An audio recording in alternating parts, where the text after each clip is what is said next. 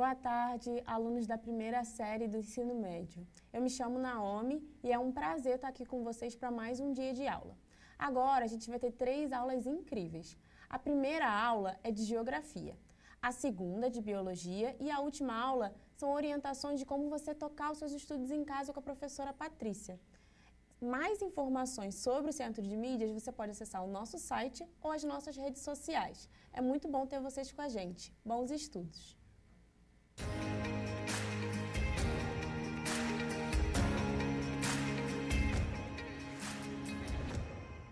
Bom dia para todo mundo. Hoje a gente vai ter uma baita aula sobre tectônica de placas, aproveitando o ensejo do nosso encontro da semana passada, que trabalhamos a deriva continental e também a teoria da tectônica de placas. E eu ainda tinha avisado vocês, para quem não acompanhou, que a gente trabalharia de forma mais aprofundada a teoria da tectônica de placas, pois ela era a teoria unificadora das ciências da Terra. E nesse encontro de hoje a gente vai trabalhar especificamente os movimentos horizontais e também, evidentemente, esses movimentos, como são os mais descritos pela literatura, são também os mais recorrentes e os mais cobrados nos principais concursos vestibulares e no Enem, tá? Os movimentos horizontais da placa também são conhecidos como movimentos de orogênese.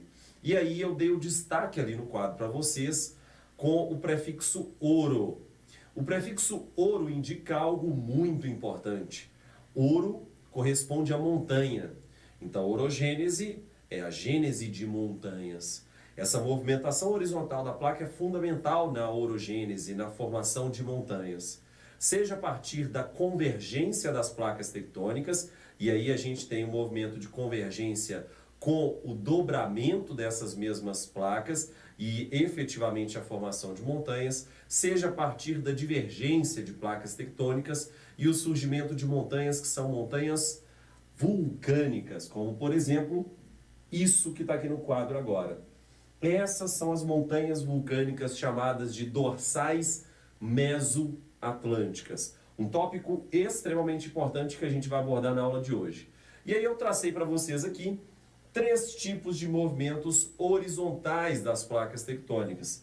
O primeiro, movimento de convergência fundamental, movimento mais completo em termos da nossa diversidade tectônica. Então você tem tectonismo, vulcanismo, formação de dobramentos modernos e por aí vai.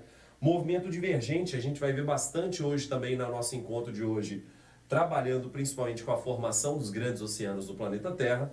E o movimento tangencial. Só que antes eu vou mostrar um diagramazinho para você entender o que acontece efetivamente com as placas tectônicas ao entorno do planeta Terra. Eu desenhei as placas tectônicas no encontro passado com vocês, expliquei o conceito de placas tectônicas e agora eu vou começar a deslocá-las.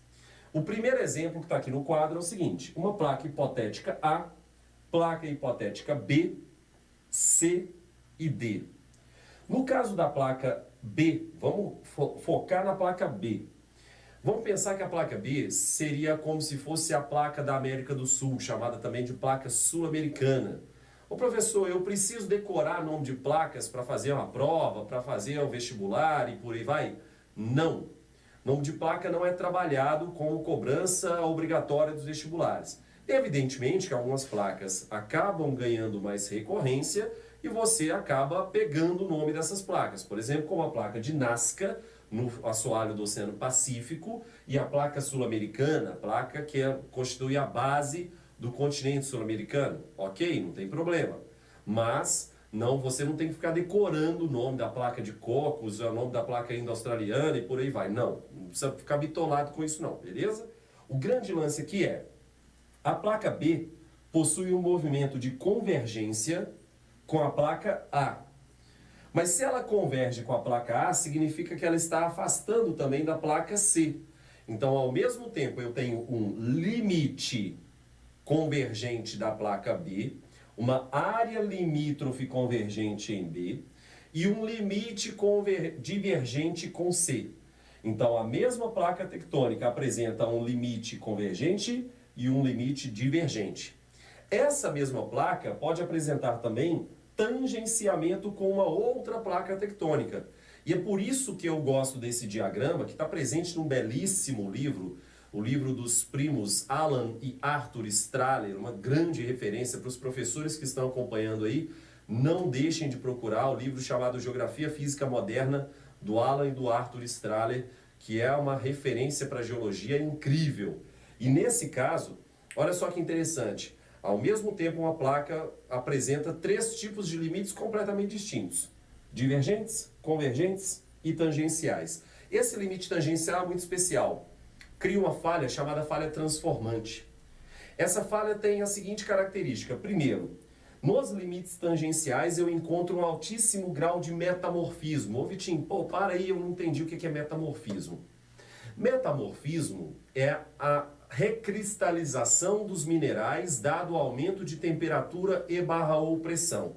Para você que é estudante, tome nota, escreva, fazendo uma menção ao saudoso Milton Santos, ele sempre citava isso, tome nota. Então, para você que é estudante, agora tome nota. O metamorfismo é a recristalização dos minerais da rocha, promovendo uma alteração tão substancial dessa rocha que você pode falar de uma mudança até na própria estrutura rochosa.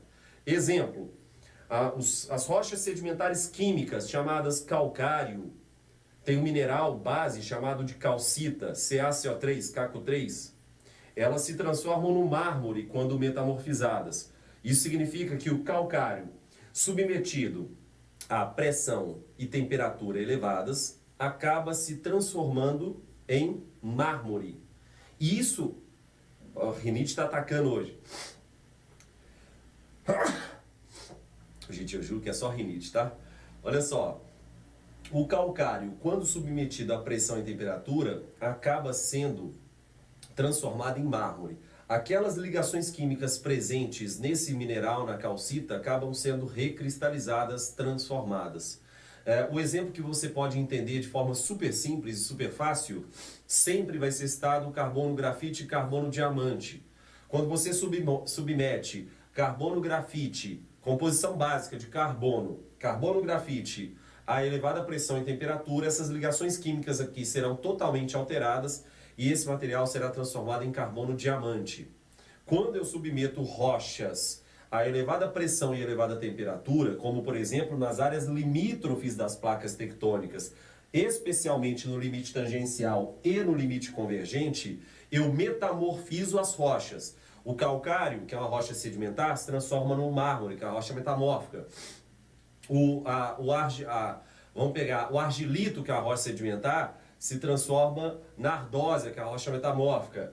O arenito, que é a rocha sedimentar, se transforma no quartzito, que é a rocha metamórfica. O granito, que é a rocha magmática intrusiva, plutônica, se transforma na rocha metamórfica. Isso é o metamorfismo. Então, o metamorfismo é a característica clássica de limites tangenciais e limites convergentes.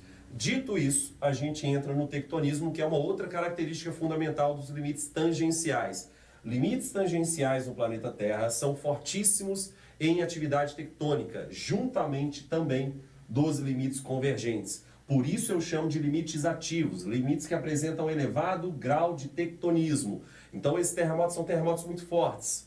Por exemplo, como um terremoto clássico que é esperado na Califórnia, pela falha de San Andreas, uma falha voltada ao limite tangencial, uma falha transformante, associada ao limite tangencial das placas tectônicas. E nessa falha de San Andreas, na Califórnia, nós temos a expectativa, a perspectiva de que um grande terremoto vai chegar. Esse terremoto tem nome, é o Big One. Esse Big One poderia ser tão forte que ultrapassaria 10 pontos na escala Richter. Por isso, algumas pessoas colocam a escala Richter como uma escala aberta hoje, e não como a escala fechada de 0 a 10. Nesse ponto, a gente entra aqui na previsão de terremotos. Um tópico extremamente importante. Professor, eu consigo prever terremotos? Consegue. Existe previsão de terremoto a longo prazo, previsão de terremoto a médio prazo e previsão de terremoto a curto prazo. A longo prazo, se eu habito essas regiões limítrofes das placas tectônicas, com destaque para limite convergente e para limite tangencial, obrigatoriamente eu sei que vai acontecer um terremoto. se eu moro em Tal, no Oceano Pacífico, no Chile, se eu moro em Antofagasta, no Chile, se eu moro em Concepción, no Chile, eu sei que uma hora ou outra vai aparecer um terremoto, não tem muita opção, não tem muito jeito. Essa previsão a longo prazo é clássica, normal, tá? Agora, a previsão que é interessante é a previsão a médio prazo, dada a ciclicidade dos fenômenos naturais. Presta atenção no seguinte, fenômenos naturais são cíclicos. Então, você tem inclusive os terremotos sendo cíclicos. O terremoto Big One, ele é esperado na Califórnia porque um terremoto de grandes proporções já chegou na Califórnia. Que é um terremoto que atingiu a Califórnia na primeira década do século XX, atingiu São Francisco em cheio, praticamente 75% da cidade foi destruída. O detalhe é que hoje na Califórnia a gente tem, só na megalópole São quase 40 milhões de habitantes, São Francisco, São Diego.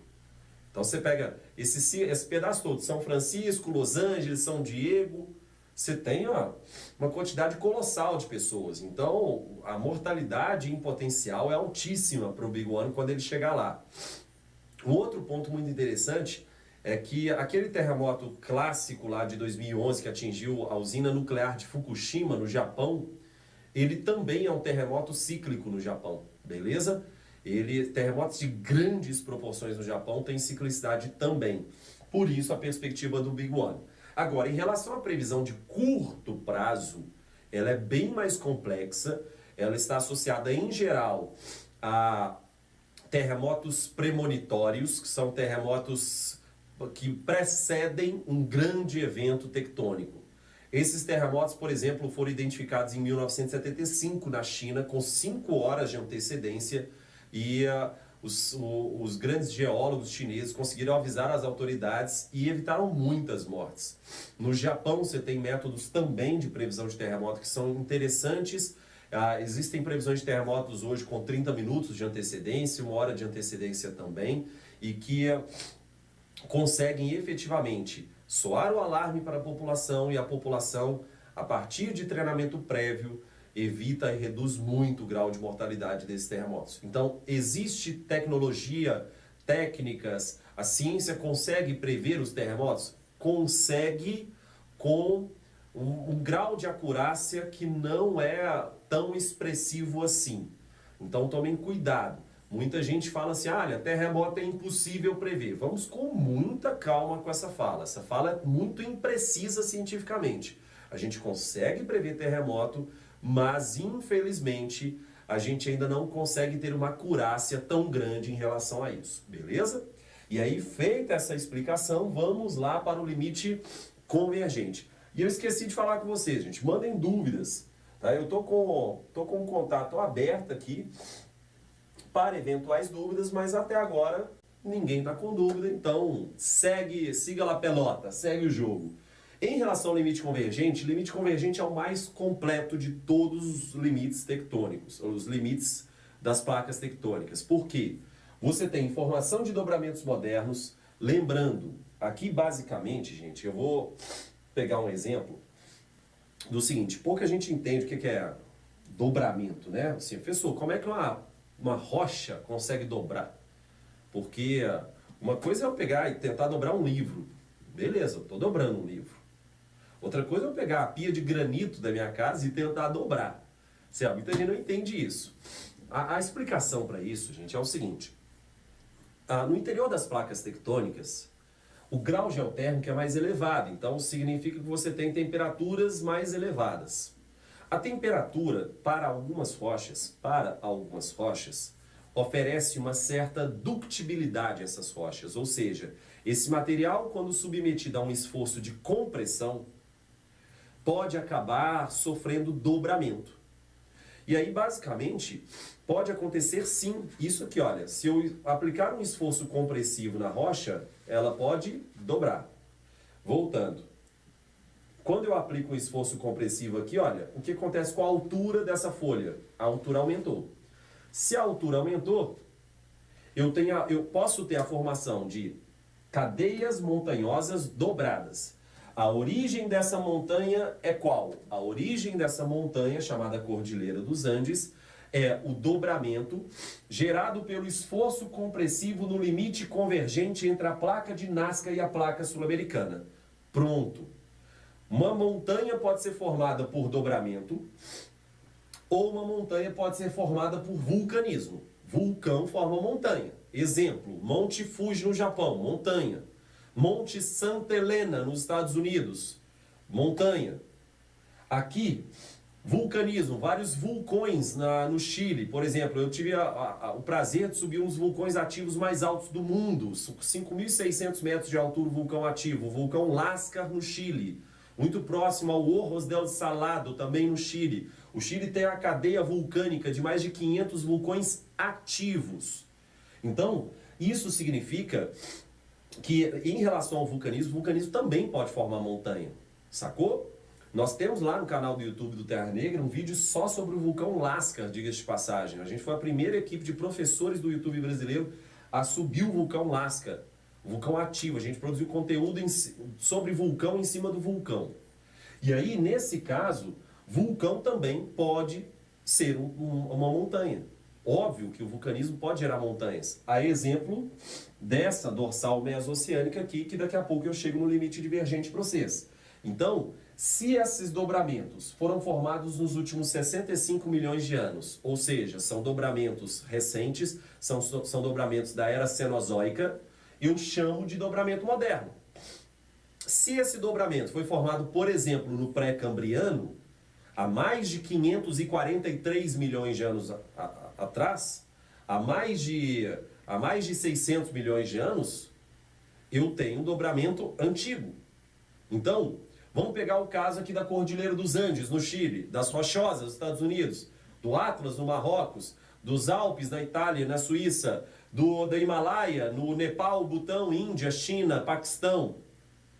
Todas essas montanhas que eu acabei de citar são dobramentos modernos. Elas foram formadas nos últimos 65 milhões de anos. Já no Brasil, muita gente de forma totalmente equivocada fala que o Brasil não tem montanha. Definitivamente, as pessoas que falam que o Brasil não tem montanha não tiraram isso da geografia, não tiraram isso da geologia. O Brasil tem muita montanha. O Brasil tem, por exemplo, a Serra do Espinhaço. Serra do Espinhaço tem uma orientação norte-sul interessante. Ela sai lá da Chapada Diamantina e desce até Minas Gerais, passando como espinha dorsal de Minas Gerais. Porção sul da Serra do Espinhaço, chamada Serra do Cipó. A Serra do Espinhaço, a Serra do Caparaó, a Serra do Caraça, o Espigão Mestre, a Serra Geral, a Serra do Mar, a Serra do Curral, a Serra do Cipó, enfim. Esses conjuntos montanhosos brasileiros são montanhas antigas, são dobramentos antigos formados no Proterozoico superior associado ao pré-cambriano. São cinturões orogênicos antigos. Então, se vocês procurarem, e aí principalmente para os professores que estão assistindo essa videoaula, se vocês procurarem efetivamente no Jurandir Ross, Geografia do Brasil, procurar na Geografia Física Moderna, procurar no Decifrando a Terra, procurar no Para Entender a Terra, procurar no Geologia do Brasil, um livro incrível. E aí sim, em todas as grandes referências bibliográficas, o Brasil está carregado de montanha. Nós temos dobramentos antigos, rebaixados pelo processo erosivo já nos últimos 600 milhões de anos, beleza? Então sim, o Brasil tem montanha. Nós temos um vídeo sobre dobramentos modernos no canal Terra Negra e temos um vídeo sobre montanhas no Brasil no canal Blablalogia também. Então isso ajuda muito a estruturar essa base. Para você que é aluno, ajuda muito porque você vai ver o processo de formação de montanha também, muito útil, tá? E aí, dito isso, feita essa explicação, já falei para vocês o que é dobramento moderno. Além disso, essas áreas são tectonicamente muito ativas, muito ativas. Por isso que o Círculo de Fogo do Pacífico, uma região com forte concentração de limites convergentes, é tão intenso tectonicamente quanto vulcanicamente. Vulcões ativos e tectonismo muito forte. Associando isso e tentando entender mais justamente isso, a gente precisa diferenciar o que é escala de intensidade do que é escala de magnitude. A escala de intensidade proposta por um vulcanólogo italiano chamado Giuseppe Mercalli é uma escala de intensidade de danos econômicos, danos sociais causados por um evento vulcânico. Um evento tectônico, perdão. Mercalli era vulcanólogo, foi ele que identificou erupções, por exemplo, como a erupção estromboliana, o vulcão Stromboli, o vulcão Vulcano também, na Itália. E nessa escala de intensidade, ele mensura, quantifica os danos sociais, estruturais, econômicos causados pela passagem de um terremoto. Já o Charles Richter propôs diferente. Charles Francis Richter é um geólogo americano da Califórnia que propôs em 1935 a sua escala. É diferente da escala de Mercalli, que foi proposta pelo Mercalli em 1902. A escala de Mercalli tem bases subjetivas, empíricas, da vivência. A escala Richter tem bases científicas, ela é pautada no sismógrafo. Ela mensura cientificamente a quantidade de energia envolvida no processo, a amplitude das ondas que vai ser mostrada efetivamente pelo sismógrafo, iniciando de 0, partindo até 10. Não à toa o terremoto mais forte já registrado a partir de 1935, quando a escala passou a existir, foi um terremoto em 1960 no Chile, que atingiu 9,6 pontos na escala Richter. E aí a gente chega num ponto que é muito importante para os concursos, para os vestibulares e para o Enem. Saiba diferenciar as duas escalas. E outra, não tem só as escalas não, viu? Por exemplo, principalmente para os professores que estão acompanhando, estudem também bastante sobre o momento sísmico. O momento sísmico é bem interessante, apesar de ser comparativamente, em termos quantitativos, próximo à escala Richter, beleza? E aí, em relação a essa questão da escala de intensidade para os alunos e para os vestibulares, é muito importante fazer 2 estudos de caso. Haiti, menor economia latino-americana, 7 pontos na escala Richter no ano de 2010. Nesse ano, 100 mil pessoas morreram. Chile, Concepción, no Chile, um país bem estruturado, que tradicionalmente tem forte atividade tectônica, um terremoto de 8,8 pontos na escala Richter, quase 100 vezes mais forte que o terremoto do Haiti, e matou apenas, entre aspas, 500 pessoas. Por que um terremoto 100 vezes mais fraco matou muito mais gente? Matou 100 mil pessoas. A condição infraestrutural do país muito precária. Beleza? Então, quanto maior a condição social e econômica de um determinado país, menor vai ser o valor no índice da escala de Mercalli. Quanto menor for o grau de desenvolvimento econômico e social, maior vai ser o valor relativo à escala de Mercalli. Beleza? E aí, dito isso, a gente trabalha com o seguinte. Eu coloquei aqui uma explicação muito importante do que é a subducção. Principalmente quando nós temos a convergência entre 2 placas tectônicas. Uma de origem oceânica, que é mais densa, composta por basalto. Basalto é a rocha mais densa que a rocha que compõe a placa continental, que é o granito. Basalto tem uma densidade estimada de 3 gramas por centímetro cúbico. O VEI, que é o grau, o índice de explosividade dos vulcões. Esse tipo de erupção havaiana é super simples. É a erupção que acontece em Galápagos, no Huerta Ali. Então, enfim, tá aí. Tá? Se diferencia muito das erupções, por exemplo, estrombolianas, vulcanianas, pelenianas, plinianas, ultraplinianas, hidromagmáticas, que são erupções diferentes.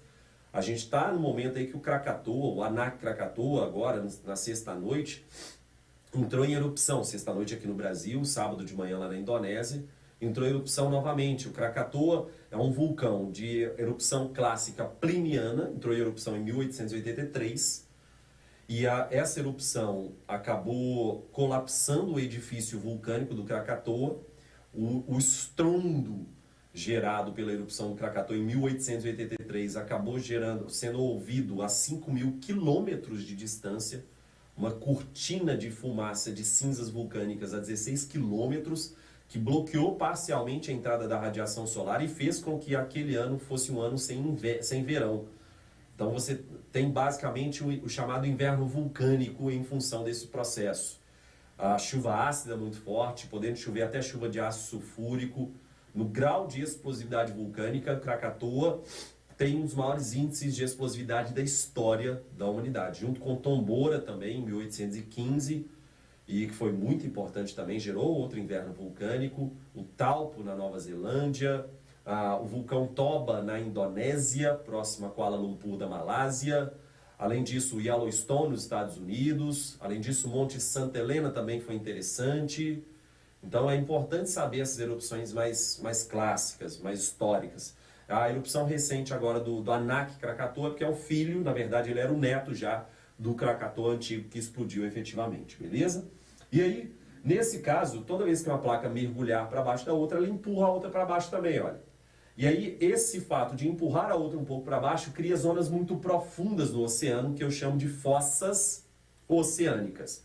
As fossas oceânicas são as áreas extremamente profundas, associadas à subducção da placa, ao mergulho da placa, por exemplo, como a fossa peruana, que chega a mais de 8.000 metros de profundidade, por exemplo, como a fossa das Marianas das Filipinas, atingindo 11.000 metros de profundidade. Fossa das Marianas nas Filipinas é mais profunda do que o Himalaia tem de altura, beleza? E eu tracei para vocês aqui, antes de abrir para as perguntas, tracei para vocês limite oceânico continental, formação da Cordilheira dos Andes, clássico. Placa oceânica, formação do arquipélago vulcânico japonês. Tá? A placa tradicionalmente mais velha e mais fria subducta para outra placa. Esses dois tipos de convergência promovem a subducção. Já a placa continental com a placa continental, tá? Existe um fenômeno, ao invés de uma placa subductar necessariamente para baixo da outra, essa placa vai sofrer obducção. Ambas as placas vão acrescer juntas e é um grande exemplo de formação da Cordilheira do Himalaia, beleza? Eu vou abrir para dúvidas agora. Tem aqui, Pedro de Oliveira, tem possibilidade de terremoto no Brasil? Não só tem possibilidade, como tem muito terremoto no Brasil, muito. Como eu disse, a atividade tectônica é muito forte, muito associada tradicionalmente, vamos ver aqui, ó, tradicionalmente a limites convergentes e limites tangenciais. O Brasil se encontra no que a gente chama de domínio intraplaca, viu, Pedro? Domínio intraplaca é a porção central interiorana da placa tectônica, está afastada das áreas limítrofes dessas lascas da litosfera, dessas placas tectônicas, e, portanto, os terremotos no Brasil têm uma característica diferente dos terremotos no Chile. Os terremotos no Brasil vão envolver magnitudes inferiores. E nesse caso, eles têm 5. Por isso que eu falei, ó, não só existe terremoto no Brasil, como tem muito terremoto no Brasil. É muito importante ficar claro. A aula de hoje é importante, porque tem muita gente que fala que, primeiro, Brasil não tem montanha, e segundo, Brasil não tem terremoto. Ô, gente, Brasil tem terremoto, Brasil tem montanha, Brasil tem furacão, Brasil tem tornado, chupa Claudinha Leite, sacou? E aí o grande lance é o seguinte, tem 5 motivadores de formação de terremoto no Brasil. Primeiro motivador, a própria colisão andina. Quando ocorre esse limite convergente, essa convergência de placas tectônicas aqui, parte dessas ondas sísmicas reverberam até o Brasil. É por isso que qual é o estado brasileiro com a maior ocorrência, frequência, magnitude de terremotos? O estado mais ocidental do Brasil, que é o estado mais próximo da Cordilheira dos Andes, é o Acre. O Acre é o estado brasileiro com a maior frequência e magnitude de terremotos. Primeiro fator. Segundo fator, muito terremoto por reativação de falhas. Ceará e Rio Grande do Norte são muito recorrentes com terremotos por causa disso. Tem uma cidade clássica de terremoto no Rio Grande do Norte, que é João Câmara. Além disso, Minas Gerais, o norte de Minas, a região de Montes Claros, Itacarambi. A única morte registrada na história do Brasil em função de terremotos está no norte de Minas, num distrito da cidade de Itacarambi, chamado Distrito de Caraíba.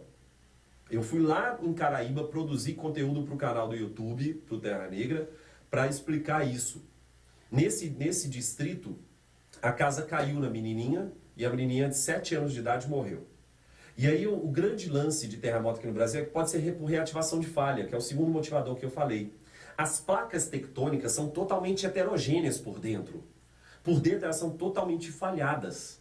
E essas falhas se deslocam, como as placas também se deslocam. E a cada deslocamento das falhas no interior da placa tectônica, nós temos terremotos. Então, sim, eu já mostrei 2 motivadores de terremotos no Brasil. Terceiro, regiões kársticas, regiões de muitas grutas, muitas cavernas.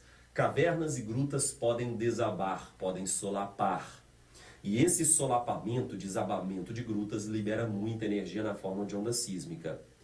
Quarto motivador de terremoto no Brasil, mineração, utilização de explosivos em áreas de mineração, também responsável por gerar terremoto. Quinto fator para a geração de terremoto no Brasil, usinas hidrelétricas. O reservatório de água de uma usina hidrelétrica pode gerar um sobrepeso aos pacotes rochosos que estão embaixo da usina hidrelétrica e isso liberar algumas ondas sísmicas e gerar terremoto também, tá? Em geral, o que você pode falar, não que o Brasil não tem terremoto, não, o Brasil tem muito terremoto, mas o que você pode falar é que os terremotos brasileiros têm magnitude inferior aos terremotos das áreas limítrofes das placas tectônicas, como nos limites convergentes e nos limites tangenciais. Respondido, Pedro? Beleza? E aí, vamos ver se tem mais dúvida. Suri Francos, professor, existe vulcão no meio do mar? Existe. Cordilheira chamada dorsal mesoatlântica, que eu vou explicar daqui a 3 minutos e 17 segundos. E o Havaí. O Havaí é um caso interessante. O Havaí é um caso à parte. É um dos exemplos de hotspots no nosso planeta. O Havaí está no centro do Oceano Pacífico, mais ou menos na altura latitudinal da Califórnia, só que no centro do Oceano Pacífico. É um dos estados americanos, foi aqui que nasceu o Obama, inclusive.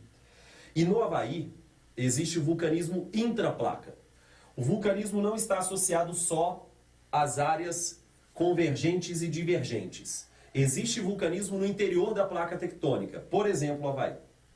Esse vulcanismo intraplaca ocorre porque a placa tectônica está aqui e existe aqui uma pluma mantélica no manto, na porção da astenosfera.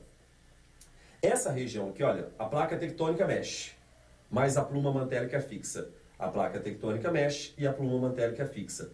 Essa pluma mantélica é capaz de fundir a placa tectônica e cria um vulcão no fundo do mar. Esse vulcão cresce, cresce, cresce, vira uma ilha, fica emerso. E aí é o caso do Kilauea lá no Havaí, beleza? Então, sim, respondido aos Surifrancos. Camille, poderia explicar mais sobre as placas tectônicas? Na aula passada eu expliquei tudo sobre placa tectônica e deriva continental.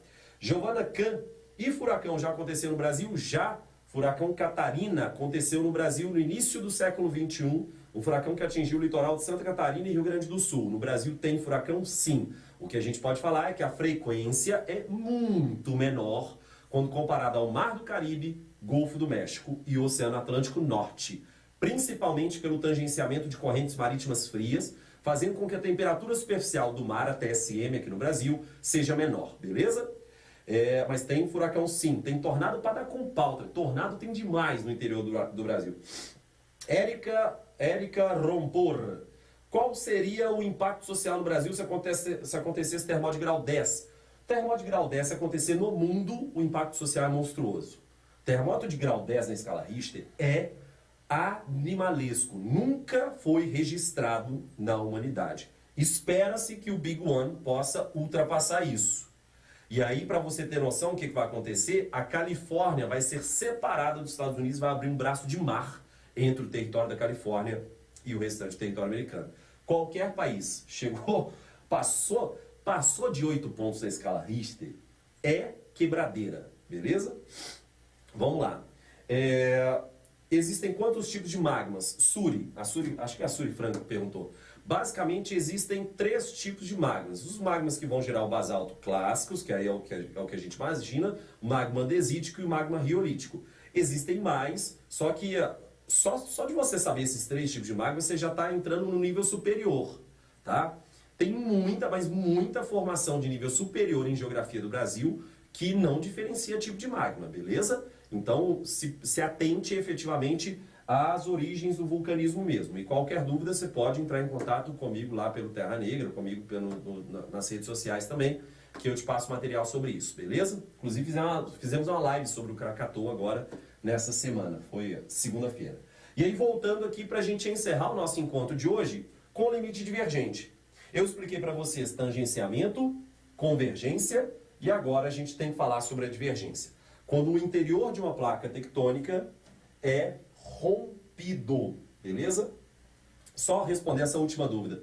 Rafael mandando a dúvida aqui. Possibilidade de tsunami no Brasil? Sim, possibilidade sim. Já tivemos tsunamis no Brasil em outros momentos, mas tsunamis muito mais fracas quando comparados, por exemplo, a do Japão. É raríssimo, tá? Muito remota a possibilidade, mas nunca, em hipótese alguma, coloque assim: o Brasil não tem possibilidade de ter uma tsunami. Isso não existe. Agora, é remota ao extremo a possibilidade de termos uma tsunami no Brasil. Por quê? Porque o Brasil e o continente africano, ou seja, o continente sul-americano e o continente africano estão se divergindo. Esse limite divergente não tem como característica fundamental o tectonismo intenso. O que vai acontecer para divergir um continente? Na aula passada eu expliquei para vocês que a Pangeia se fragmentou em diversos continentes. Por exemplo, o Gondwana se fragmentou aqui entre a África e a América do Sul. Isso está acontecendo hoje, tá? Óbvio que para uma escala de tempo geológico, mas hoje você consegue observar isso no continente africano, chamado Rift Valley africano.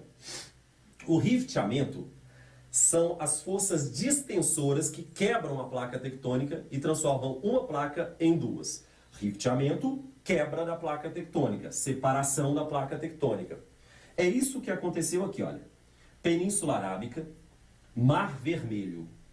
O Mar Vermelho é o resultado da quebra dessa placa.